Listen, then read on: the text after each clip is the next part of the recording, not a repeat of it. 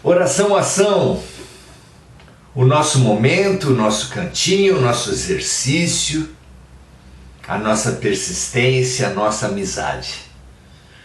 Sejam todas muito bem-vindas, todos muito bem-vindos. É realmente um prazer estudar a vida, estudar a nós mesmos, praticar o bem. Entre amigos. Esses três pilares sustentam nossa evolução: conhecimento, autoconhecimento e a prática do bem. Que assim seja. Sigamos sempre esse estudo. São 1019 perguntas nesse fabuloso O Livro dos Espíritos, de Allan Kardec, onde ele entrevista espíritos de altíssima envergadura, fazendo as perguntas mais interessantes e recebendo as respostas mais instigantes, mais estimulantes. Se você não leu esse livro, leia. Se você já leu, estude. Nós aqui jamais pretenderemos ter resposta final sobre nada, não existe isso no Espiritismo. Mas pretendemos fazer colocações que estimulem os seus estudos. Isso é fabuloso. Estudar juntos sempre favorece essa interestimulação fundamental do coleguismo, da fraternidade, da amizade.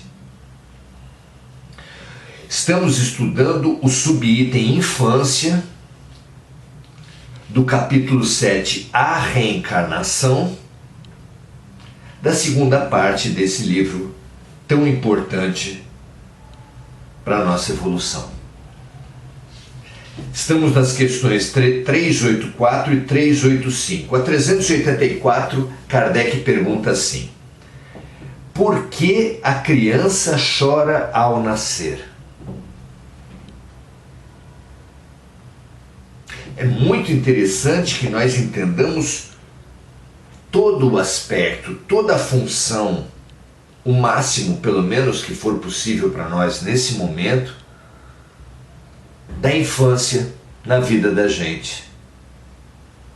Se nós nascêssemos com a mesma consciência, com a mesma subjetividade, na mesma situação em que morremos,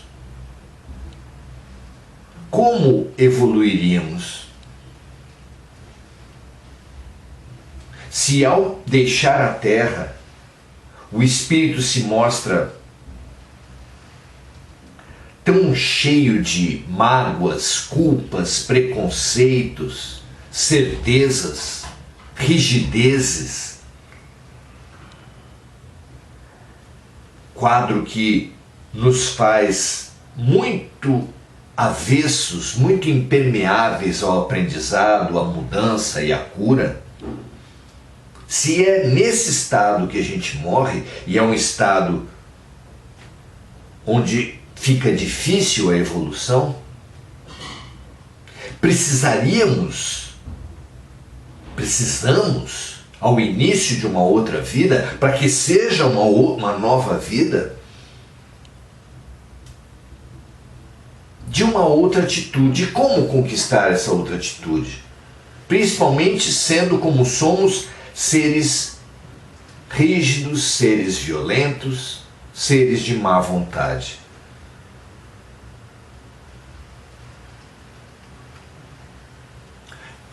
A função da infância é exatamente essa, muito parecida com um computador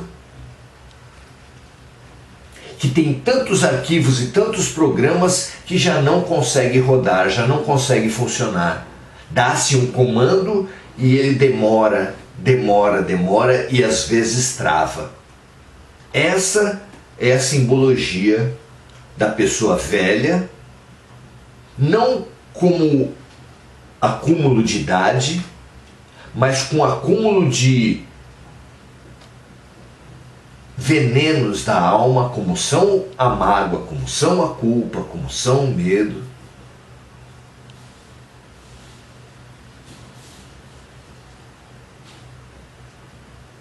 Situações, preconceitos que nos tolhem a expansão.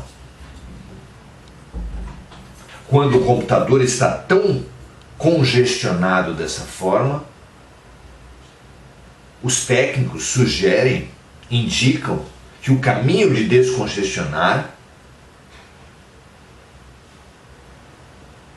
é perceber e retirar os programas e arquivos que já não são úteis. Modernamente, o que se faz é essa retirada não para perder, mas para colocar num HD externo ou nas nuvens. E isso simboliza muito bem a função da infância nas nossas vidas, porque quando se tira grande parte dos arquivos e programas e coloca em arquivos externos, se retira do HD interno e se coloca numa memória externa,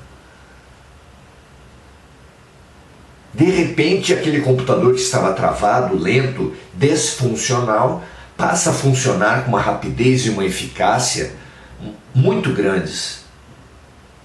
É a passagem da idade adulta para a infância. É a passagem de uma encarnação a outra, garantido na infância esse aprendizado rápido, ágil, essa curiosidade, essa disponibilidade racional e afetiva. Essa visão é fundamental. E ao início da encarnação, logo após o parto, a criança tem essa característica do choro. Sabemos pela ciência materialista que o choro é um exercício, favorece a expansão pulmonar, favorece a respiração tão preciosa ao início da vida e que não existia, pelo menos nesses moldes que acontece fora, quando estávamos dentro do corpo da mãe. Mas além disso, além dessa função de estimular a respiração, qual outra função? Como podemos ver do ponto de vista espiritual, não do ponto de vista da matéria, a função do choro da criança? Na 384, Kardec pergunta então por que a criança chora ao nascer, e os espíritos dizem assim: para estimular o interesse da mãe, do pai, dos adultos, e provocar os cuidados físicos que lhes são necessários. Se as primeiras manifestações fossem de alegria, quando a criança ainda não sabe falar, haveria pouca preocupação com os cuidados que lhes são indispensáveis. A sabedoria de Deus deve ser admirada, pois ela se manifesta em toda parte. Então o choro é apenas o símbolo da criatura na terra que tem a maior lentidão para se autonomizar. Logo depois que nasce o peixinho, é quase independente. O cavalo, ele mesmo rompe a bolsa já fora da mãe, e bem desajeitado, é verdade, mas já começa a caminhar. Nós, seres humanos, demoramos cerca de 1 ano para isso. Para falar, também 1 ano. Enquanto todos os outros animais já apresentam essa autonomia grande. Por que isso? Essa necessidade de carinho,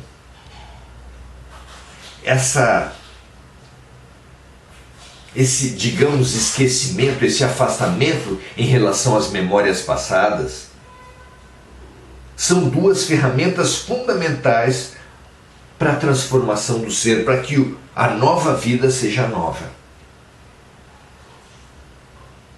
Não é?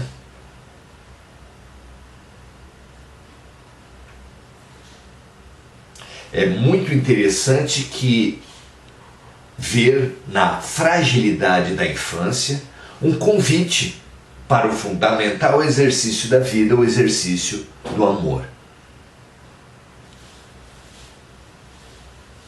O ser frágil convida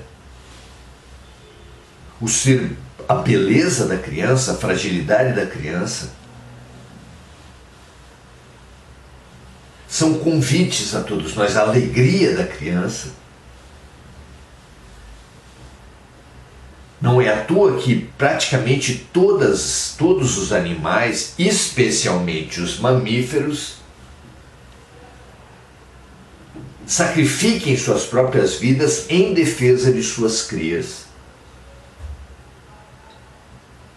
Aceitamos, a maioria de nós, especialmente dos animais, praticamente todos aceitam, dos seres humanos há exceções em maior quantidade, mas por toda parte, como regra geral, aceita-se o convite da vida, apresentado pela infância, de sublime exercício de amor.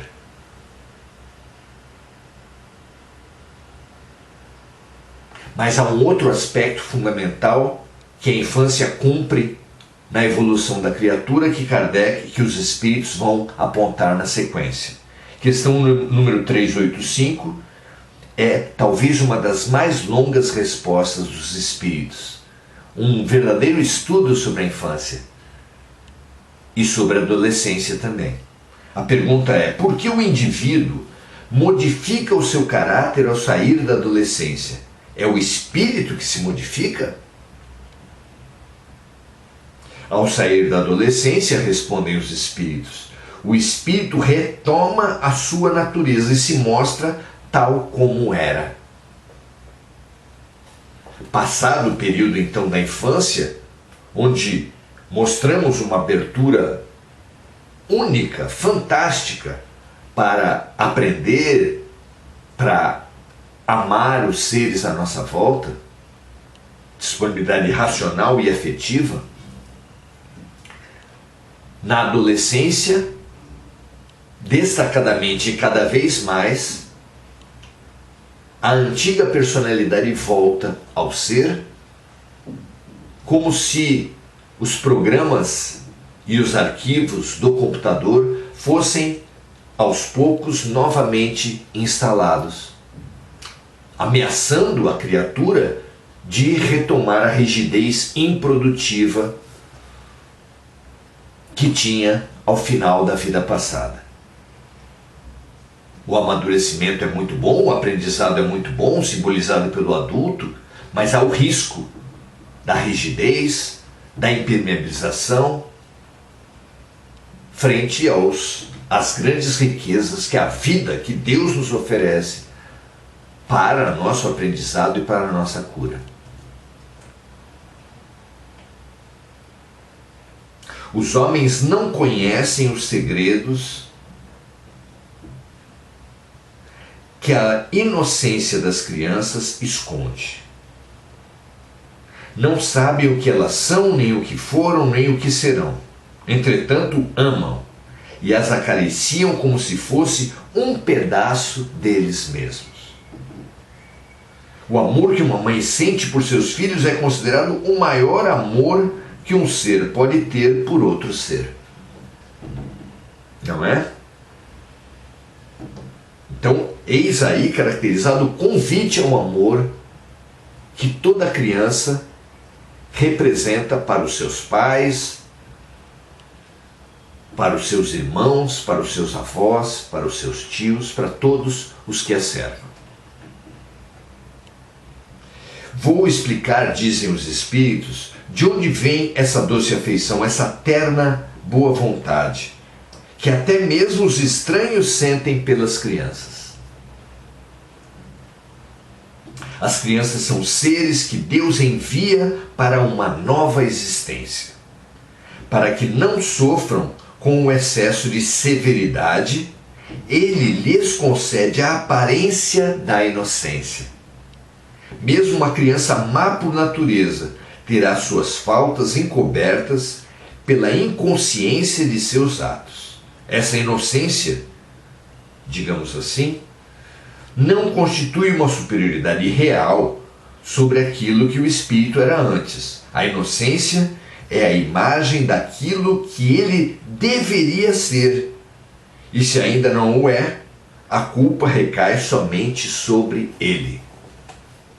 Aqui entra então, depois de estudado o aspecto do convite ao amor que a criança simboliza, o símbolo, o que ela simboliza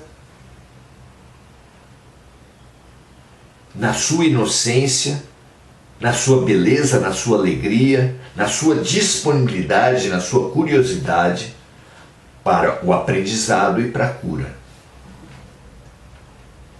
Vamos lá então. Mas não é somente pelas crianças que Deus dá o aspecto da inocência.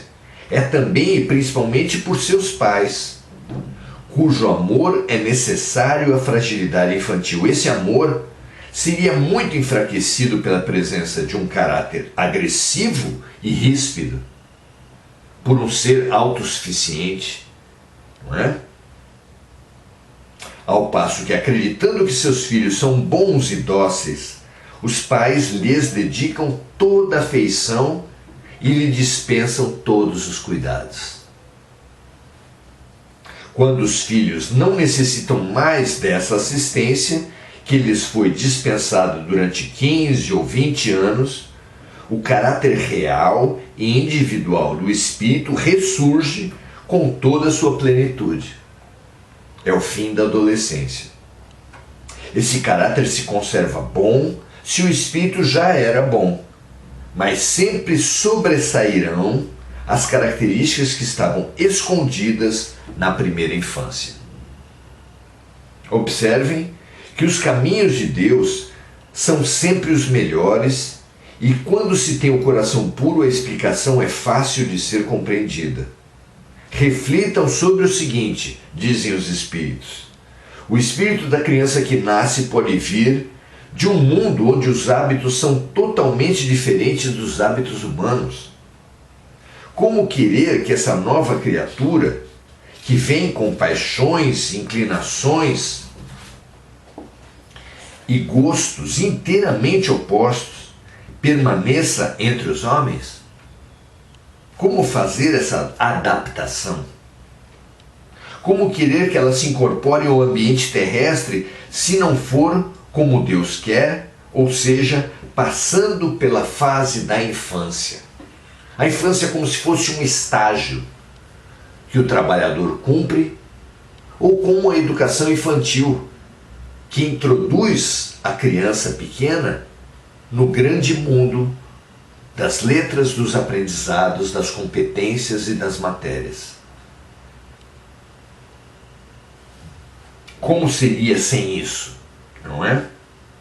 Nessa idade se confundem todos os pensamentos, todos os caracteres, todas as variedades de seres gerados por essa infinidade de mundos nos quais se desenvolvem as crianças. O mundo da fantasia, o mundo da brincadeira, o mundo da alegria, o mundo do aprendizado, o mundo da autotransformação, constituem a infância e favorecem como nenhum outro período de nossas vidas o aprendizado, a transformação, o perdão, a integração na luz, no novo, na renovação, na expansão. Não é?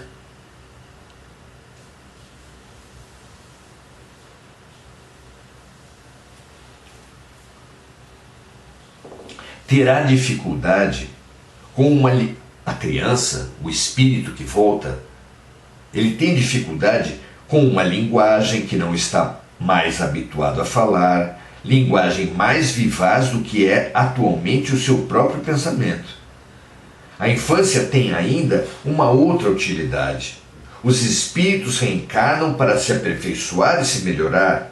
A fragilidade da infância os torna acessíveis aos conselhos daqueles que devem fazê-los progredir. É nessa fase que podem reformar o seu caráter e reprimir suas más tendências. Esse é o dever que Deus confiou aos pais. Vejam aí a importância daqueles que educam as crianças. Os pais, os professores, em especial, mas também outros parentes, outros profissionais, todos somos responsáveis pelas crianças, porque através dos novos espíritos que vêm à Terra, que vêm à nossa família, que vêm à nossa comunidade, que vêm ao nosso país, que se materializa a esperança de melhoria de todas essas coletividades. Não há caminho mais seguro da melhoria das coletividades do que pela melhoria dos seres. Faça em você a mudança que você propõe no mundo, propôs Mahatma Gandhi.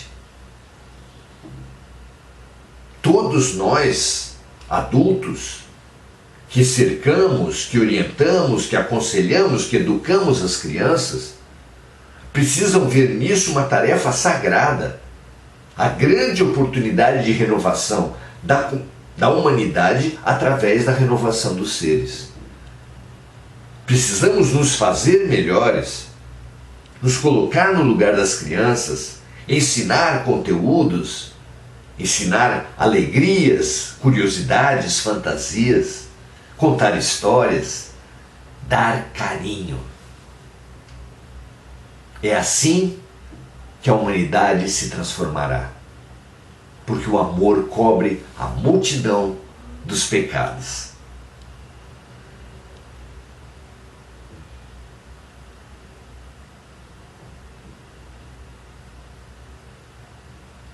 Assim, finaliza Kardec o seu estudo. A infância não é o seu estudo, é a resposta dos espíritos. Assim, a infância não é apenas útil, necessária e indispensável, mas também é uma consequência natural das leis que Deus estabeleceu e que regem o universo. A lei do progresso, a lei de renovação constante, a lei do perdão, a lei do amor, precisam da renovação do ser. E quando ele ainda não tem boa vontade para se renovar sempre, a infância se torna indispensável para que essa renovação alcance algum grau, mesmo nos seres de má vontade. Muito bom aprendermos isso, muito bom estudarmos juntos. Esse estudo que realizamos da infância do ponto de vista espiritual, percebendo nela um convite à renovação do próprio espírito reencarnante e que vive a infância, um convite à renovação dos seus pais, dos seus professores, dos seus parentes, através do serviço e do amor, e também uma meta existencial. Porque, como disse Jesus, somente aqueles que forem como crianças entrarão no reino dos céus. A condição, a atitude perante a vida, fundamental para evoluirmos, é esse desapego ao passado, é essa abertura ao presente, essa boa vontade, essa alegria, essa leveza, tão bem simbolizada pela infância. Percebamos isso, cultivemos a leveza, o perdão, a alegria, não apenas nas crianças das quais nos aproximarmos na família, pela nossa profissão, mas também na criança interior. A nossa criança precisa renascer. A nossa criança precisa de carinho, a nossa criança precisa de estímulo. E ao mesmo tempo, nós podemos e devemos, é urgente que sejamos, ao mesmo tempo, o nosso aluno e o nosso professor, o nosso bebê e a nossa mamãe. Ofereçamos para nós mesmos, para nossa criança interior, todo o carinho que couber em nossos corações. Porque será essa criança interior ativa, acarinhada, estimulada, que nos trará para nós mesmos, para nossas vidas, toda a expansão que a vida, que Deus nos propõe através da infância, através da vida toda. Mas que para nós propiciarmos, nós só damos o que a gente tem, para nós propiciarmos as crianças à nossa volta, precisamos ter acesas as nossas crianças interiores. Acolha, ensine, estimule, ame a sua criança.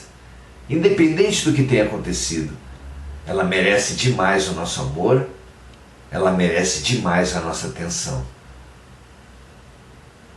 Por nós mesmos, por elas, por Deus. Porque Deus é amor e não há convite maior da vida ao amor do que a criança. Muita paz e muito bem para todos vocês. Amanhã, sábado, estaremos aqui, 18 horas, em mais um estudo fundamental. Até amanhã, um grande abraço, um prazer muito grande aprendermos juntos. Até a próxima.